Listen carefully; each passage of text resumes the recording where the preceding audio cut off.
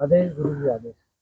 एक और प्रश्न है कि जब कोई शिष्य गुरु से दीक्षा लेता है, मंत्र दीक्षा लेता है या उसकी इच्छा होती है कि मंत्र साधना करनी, तो ये गुरु जो शक्ति एक मंत्र के स्वरूप में जो शक्ति शिष्य को देता है, तो इस पे शिष्य का क्या कर्तव्य होता है कि उसको शक्तिपात। शक्तिपात के स्वरूप में जो मंत्र दीक्षा होती है, तो इसमें शिष्य का बाद में क्या कर्तव्य होता है, उसमें वो शक्ति को कैसे संभाल के रखना चाहिए, कैसे उसको प्रगति करना चाहिए, मंत्र साधना कैसे करना चाहिए, कर्तव्य शिष्य के तो शिष्य कर्तव्य। का क्या रोल होता है? एक व्यक्ति दूसरे व्यक्ति को सिखाती है तो गुरु शिष्य वहीं से शुरुआत हो जाती है। और ये प्राकृतिक है, हमने तो बताया। अब देखो,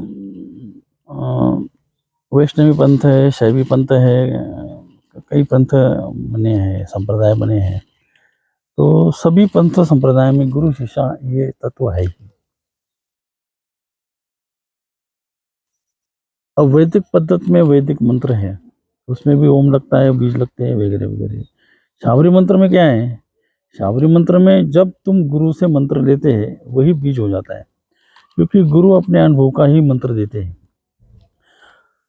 और वो अनुभव का मंत्र जब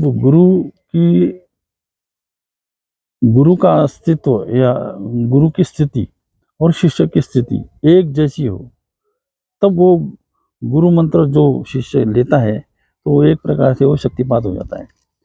लेकिन शिष्य के मन में अनेक बातें हैं या कोई स्वार्थ है, कोई बात है, तो वो शक्तिपात न होता, खाली मंत्र मिल जाता है।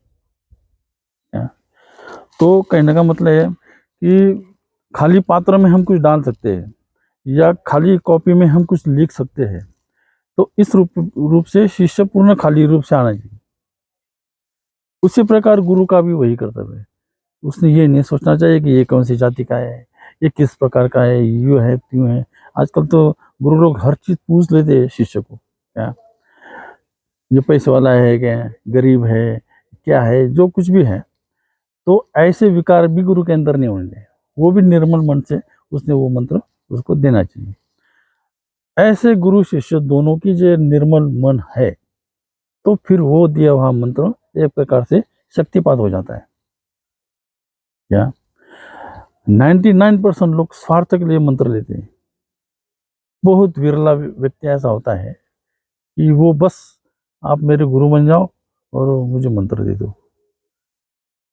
मतलब उसमें उसकी ये भी इच्छा नहीं कि मुझे गोरखनाथ का दर्शन होना चाहिए, उसकी ये भी इच्छा नहीं कि मैं मुक्त होना चाहिए। कोई विकार मनात कोणताच विकार नहीं पाहिजे।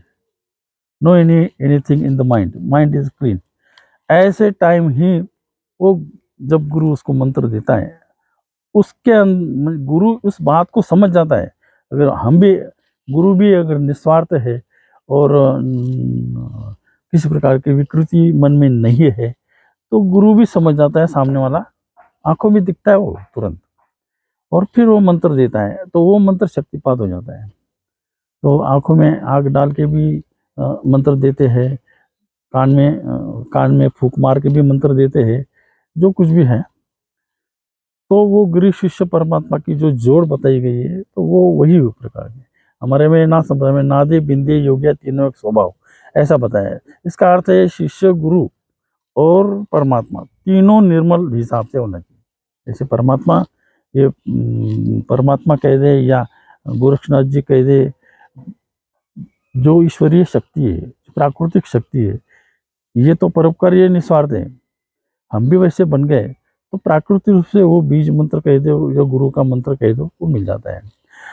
अब बीज मंत्र और बहुत सारे मंत्रों के प्रकार है, क्या तो उस मंत्र में बीज, वैदिक पद्धत, शास्त्र, ये वो सब कुछ है, उसके उच्चारण। अब मंत्रों का, जैसे बीज मंत्र का हमने उच्चार किया, तो उसका जो, जैसे ठम ठम बोल दिया तो डायरेक्ट ब्रेन पे उसका ये जाता है। क्या जैसे हमारी जबान ऊपर लगती है तो उसका असर डायरेक्ट मेमोरी पे होता है। क्या है, हुम हुम हुम का नाभि भी इफेक्ट होता है। तो ये जो बीज मंत्र, इस उच्चारण से, उस ध्वनि से हमारे शरीर के ऊपर उसका यूज हो जाता है। और जैसे हमने आपको हुम हुम हनुमंताय नमः मंत्र दे दिया, आपने वो बिल्कुल शिष्य ने उसको उस रूप से बनाया, तो उसका नाभि चक्र स्टार्ट हो जाएगा, मणिपुर चक्र, उस बीज से, हुम हुम से। तो कहने का मतलब यह है कि एट द सेम कंडीशन, तीनों नादि बिंदिया तीनों एक स्वभाव का मतलब शिष्य, गुरु, शिष्य और परमात्मा तीनों एक लाइन में आ गए, एक ही स्वभाव में आ गए, तो वो शक्तिपात हो जाता है और वो मंत्र ओरिजिनल मिल जाता है। फिर गुरु ने कुछ भी वहाँ मंत्र दे दिया, गुरु देता है, जो अनुभव का है मंत्र ऑटोमेटिक मुंह में आ ही जाता है, तो वो मंत्र दे देते हैं। और उस प्रकार से फिर साधना चलती है। अब साधना करते समय आप गुरु के मार्गदर्शन से कर सकते हैं, क्योंकि साधना जैसे गुरु ने की है, गुरु वैसे उसको बताएगा।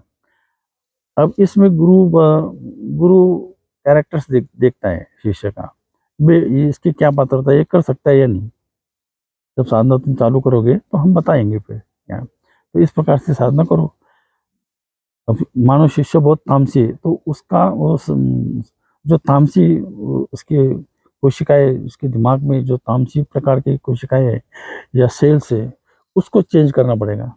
तो वो आयुर्वेद दवाई से भी होता है और साधना से भी होता है।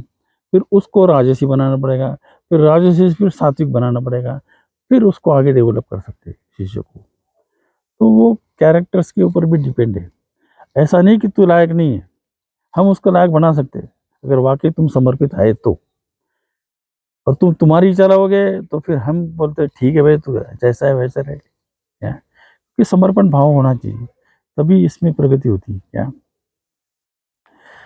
अब हमारे नाथ संप्रदाय में एक शंकरदास का विधि है, उसमें बीज मंत्र के ऊपर ही चलता है वैसे क्या। और शाबरी मंत्र, शाबरी एक्चुअली एक ऐसा कुछ नहीं है। शाबरी मतलब जो गुरु मुख से जो शब्द मिलेगा वही शाबरी मंत्र हो जाते हैं क्या। उपदेश हो, मंत्र हो, साधना हो, जो कुछ भी गुरु के मुख से मिलेगा तो वो सफल हो जाएगा। क्योंकि गुरु शिष्य परंपरा, गुरु शिष्य का तत्व ये प्राकृतिक है, फिर शुरू से लेकर आज तक जो कुछ भी है गुरु शिष्य तत्व से चलता आया है। इसलिए बिना गुरु तुम ना साधना कर सकते हैं, ना बीज मंत्र का आपके ऊपर असर हो सकता है, ना उसका पेड़ बन सकता है, ना उसका, जैसे हम किसी पेड़ को हम खत पानी देते हैं, जल देते हैं, फिर वो बढ़ता है धीरे धीरे, वैसे तुम्हारी जब साधना चलती है उस समय गुरु उसको खत पानी देता रहता है और फिर वैसे वैसे उसका पेड़ बनता है, फिर आ गया है चल के, उसके पत्ते आएंगे, फिर फूल आएंगे, फिर फल आएंगे। इस प्रकार से होना है। और गुरु जैसे परोपकार दृष्टिकोण से उसको शक्तिपात करता है, या परोपकार दृष्टिकोण से उसको मंत्र देता है, या साधना की पद्धति बताता है, आगे उसको भी वैसे करना पड़ता है। क्योंकि वो साधना का असर ही इतना है कि ऑटोमेटिक वो निस्वार्थ हो जाता है। अगर सही मायने में साधना की आप लोगों ने प्रैक्टिस की, जैसे गुरु ने बताया है, तो वो होने हैं जैसे गुरु का हुआ। अपना जैसे बन विनाश सकता तो श्लोक है। तो इस प्रकार से गुरु अपने शिष्य को अपने जैसा ही बना देता है, बाकी वो समर्पित होना चाहिए क्या। बोल गुरु गोरक्षनाथ जी महाराज।